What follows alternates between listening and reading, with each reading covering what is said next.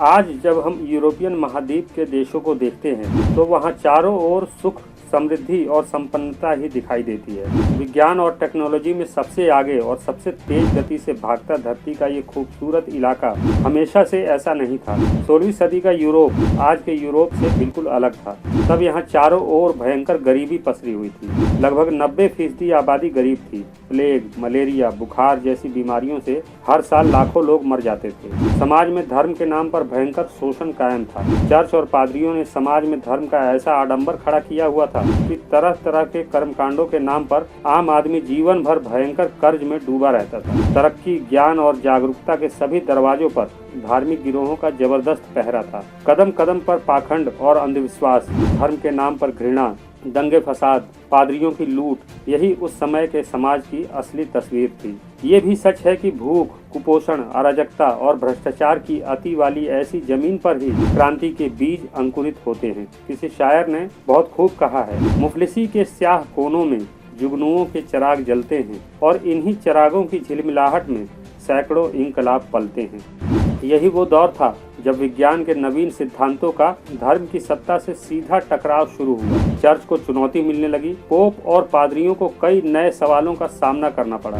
Bible की मान्यताओं पर तर्कवादियों का प्रहार होने लगा। ये गैलीलियो, कोपरनिकस, जियोर्दानो ब्रूनो का वही दौर था जब बाइबिल के ईश्वरीय सिद्धांतों पर बुद्धिवादी इंसानों की समझ हावी हो रही थी, जिसने धर्म सत्ता की चूल्हे हिला दी थी। लेकिन फिर भी धर्म का वर्चस्व कायम था, क्योंकि धर्म का राजनीति के साथ मजबूत गठजोड़ था जिसे तोड़ना असंभव था। इसलिए कोपरनिकस, गैलीलियो, ब्रूनो सहित इस दौर के बहुत से बुद्धिवादियों को यातनाएं झेलनी पड़ी। ब्रूनो को जिंदा जला दिया गया, कोपरनिकस को देश छोड़ने को विवश किया गया और गैलीलियो को कैद कर दिया गया। साथ ही उस दौर के तमाम वैज्ञानिकों, शोधकर्ताओं और तर्कवादियों को धर्म और राजसत्ता का दुश्मन मान लिया गया, जिससे प्रगतिशील वर्ग में भारी असंतोष पैदा होने लगा। इस असंतोष की परिणति जर्मनी में हुई, जब मार्टिन लूथर नाम के एक नौजवान ने चर्च की सत्ता को चुनौती देते हुए कहा कि हम चोर और ठगों को फांसी देते हैं। तब सभी बुराइयों के जड़ इन धर्मगुरुओं, पोप और पादरियों को फांसी पर क्यों नहीं लटका देते, क्योंकि इनसे बड़ा ठग कोई दूसरा हो नहीं सकता।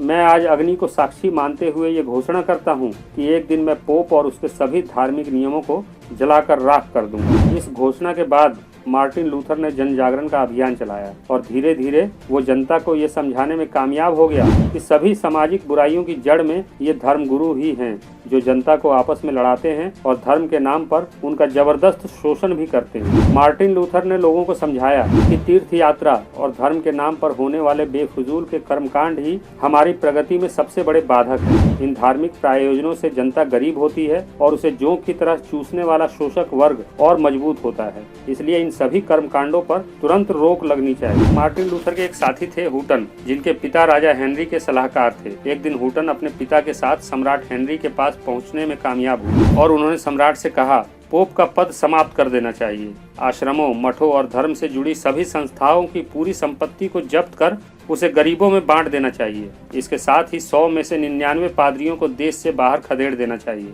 केवल यही एकमात्र तरीका है जिससे जर्मनी की तमाम सामाजिक बुराइयां खत्म हो सकती हैं। धर्म स्थलों की संपत्ति जब्त करने से देश मजबूत होगा, देश के आर्थिक हालात सुधरेंगे। चर्च और मठों में इकट्ठी की गई दौलत से सेना मजबूत होगी, तभी हमारा देश तरक्की करेगा। राजा हेनरी को हुटन की ये बात 2 साल बाद तब समझ आई जब वो एक चर्च के दौरे पर पहुंचा। वहां उसे एक नन मिली जिसने पादरियों द्वारा चर्च में होने वाले भ्रष्टाचार की कहानी सुनाई। यहाँ से लौटकर उसने जर्मनी के लगभग सभी चर्चों, मठों और पादरियों का एक गुप्त सर्वे करवाया, जिसके नतीजे उसके होश उड़ा देने वाले थे। सम्राट हेनरी ने 1534 में अपनी पार्लियामेंट द्वारा जर्मनी के तमाम चर्चों में इकट्ठा धन पर पादरियों का एक अधिकार समाप्त कर दिया और उसे राज्य का हिस्सा बना दिया। साथ ही राज्य के हर कर्मचारी के लिए ये नियम लागू कर दिया कि वो पोप के बनाए नियमों को सर्वोपरि नहीं मानेगा।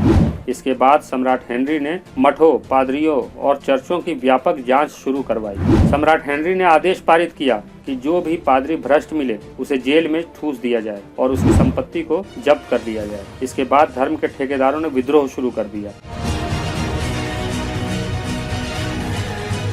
राजा हेनरी बहुत ही निडरता से इस विद्रोह को कुचलने में कामयाब हुए और इस विद्रोह में शामिल धर्मगुरुओं को देशद्रोही मानते हुए मौत की सजा सुना दी। इसके साथ ही सभी धर्म स्थलों को तोड़ने का हुक्म भी दे दिया और उनमें जो भी काम की चीज थी उसे जब्त कर लिया गया। इस कार्रवाई के दौरान ऐसी तमाम मूर्तियों को तोड़ दिया गया जिनके बारे में भ्रम था कि इनमें ईश्वरीय शक्तियां हैं।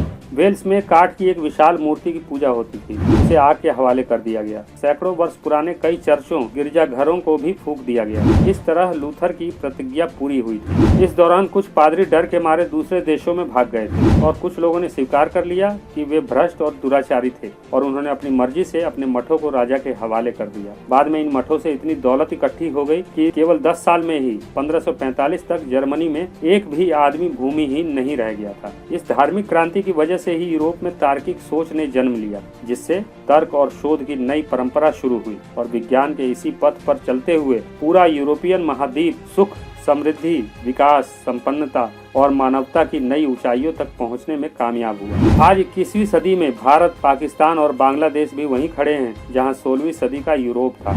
आज यहां सामाजिक स्तर पर वही सारी विषमताएं मौजूद हैं जो यूरोपियन समाज में उस समय हुआ करती थी। इस पूरे उपमहाद्वीप को आज धार्मिक क्रांति का बिगुल बजाने वाले हेनरी, लूथर और हुटन की सख्त जरूरत है। तभी दुनिया की 1/4 आबादी वाला ये पूरा क्षेत्र पाखंड और गरीबी के कैंसर से मुक्त हो पाएगा और इस धार्मिक संक्रमण से मुक्त होकर ही ये पूरा इलाका विकास, प्रगति, संपन्नता और मानवता के पथ पर अग्रसर होगा और फिर से अखंड भारत बनकर विश्व गुरु बन जाएगा। अगर आप मेरे विचारों से सहमति रखते हैं तो मुझे इस नंबर पर आर्थिक सहयोग भेज सकते हैं। मुझे आपके सपोर्ट की ज़रूरत है। इंसानियत जिंदाबाद।